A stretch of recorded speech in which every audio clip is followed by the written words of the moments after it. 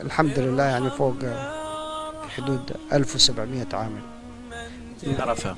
في الكل، في كلها مقسمة لثلاثة أقسام.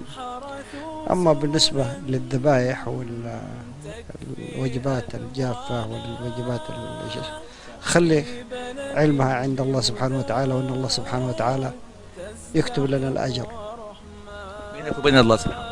إن شاء الله. ارحمنا وارحم من جهدوا معنا، من حرثوا سبلا تكفي أدمعنا، في بلد بهداك تزدحم ورحماك، في بلد بهداك تزدحم ورحماك. جئناك ملبينا، جئناك محبينا، تملأنا الأشواق أمالا وحنينا، كرمنا بعطاك غفرانك رحماك، أكرمنا بعطاك غفرانك رحماك.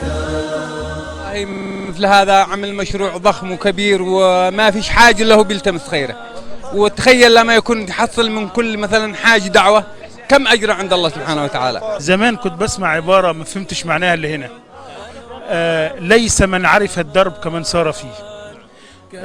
واحنا يعني لما تيجي هنا الجو الديني والمشاعر والخدمات اللي بتقدمها السعودية للناس بتخلينا يعني مش لاقيين عبارة نشكر بها الملك وأهل المملكة على كل اللي بيقدموه للحجاج المصريين وغير المصريين، حجاج الدنيا كلها. بنشكر كل أهل المملكة على حفاوة الاستقبال وحسن الضيافة وكل اللي بيعملوه، وربنا يعني يشفي لنا الملك عبد الله ويقوم بالسلامة من الألم اللي هو بيعاني منه بإذن الله.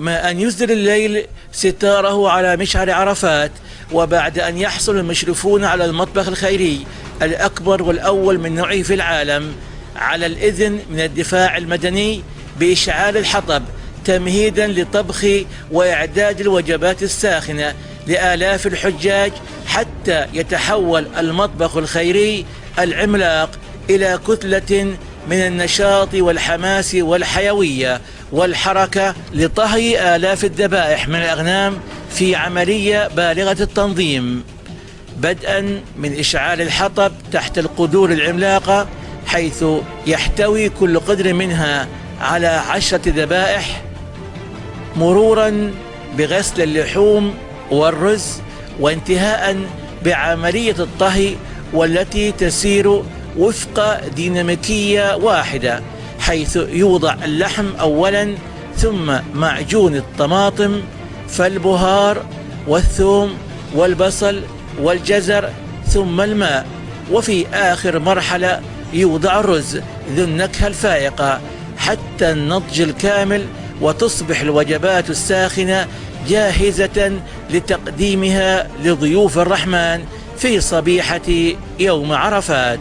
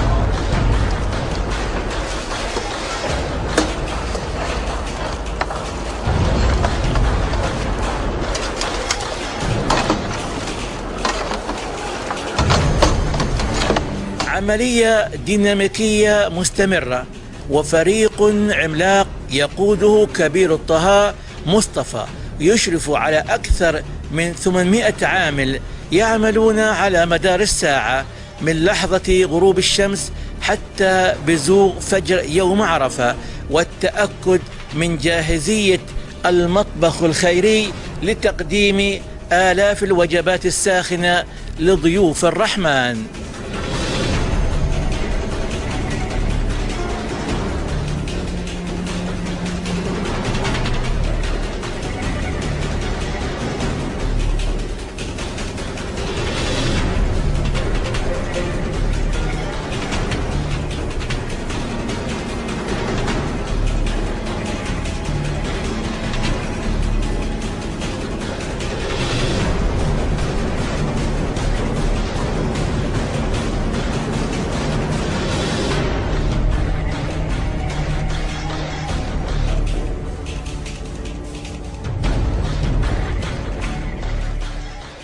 ما أن يصل الشيخ الدكتور محمد بن عبود العامودي وأبنائه إلى مبرة عرفات حتى يشرع على الفور في جولة ميدانية للاطمئنان على توفير كافة الخدمات لضيوف الرحمن.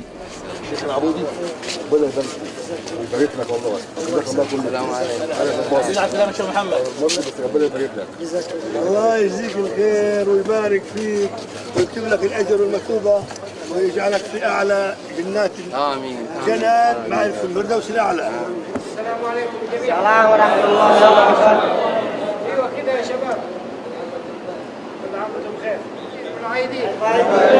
ايوه يا نشاط، نشاط طيب. يا نشاط. يا نشاط. تمام. ما شاء الله تبارك الله. تمام.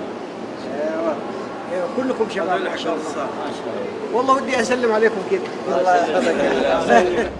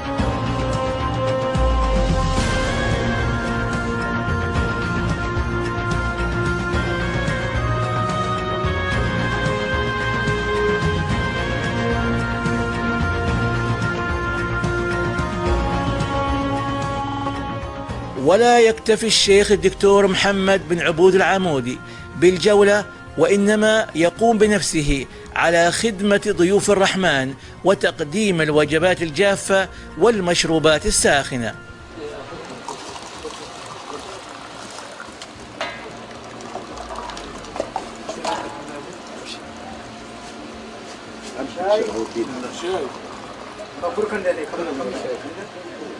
ايوه شاي.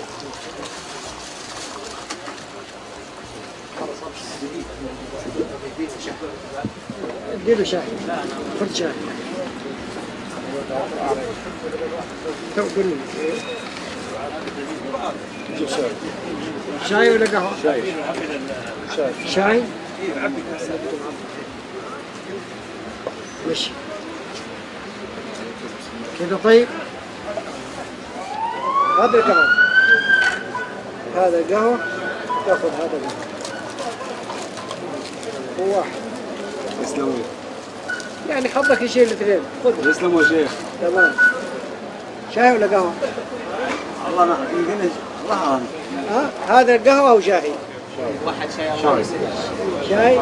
شاي. منين أنت يا أخي؟ من لبنان. ما شاء الله. ما شاء الله. هذا الشاي. الله يجزيك الخير. وانت؟ شاي الله يكرمك يا رب. فين؟ من لبنان ولا من فين؟ من الأردن. ما شاء الله. الله يسلمك يا رب. يسلم ويدك. قهوة ولا شاي؟ اللي تبغى. هذا قهوة الشاي. هذا شاي. يسلم ويدك. شاي اللي عندك. شاي. الحين ما انت حاج انت. يعطيك العافيه. ولا خادم الحجاج؟ خادم الحجاج ان شاء الله. شاي. شاي. فلوس هذا والله. لا سبيل لله. سبيل لله. بعد قسط يسير من الراحة يقوم الشيخ الدكتور محمد بن عبود العمودي وأبنائه مجددا بجولة على المطبخ الخيري لمزيد من الاطمئنان على جاهزية المطبخ لتقديم الوجبات الساخنة لضيوف الرحمن في صبيحة يوم عرفات.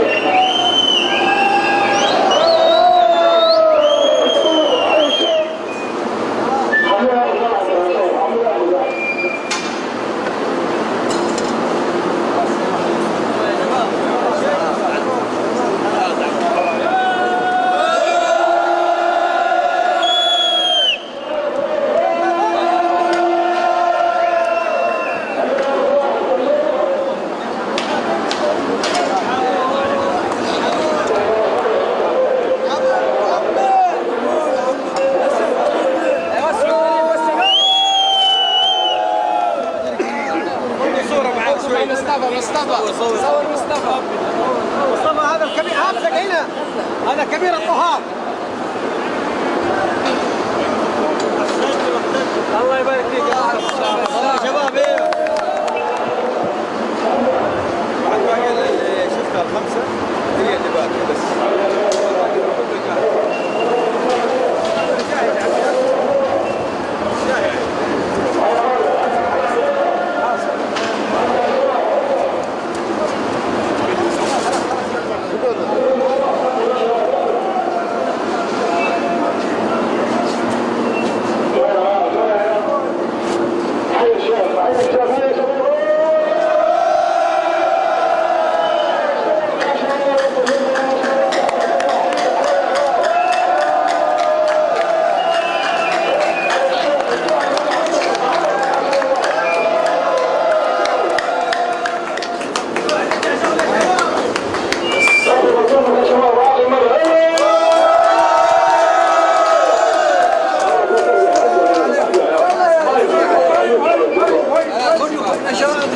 أهم شيء العمل في خدمة الرحمن إن شاء الله.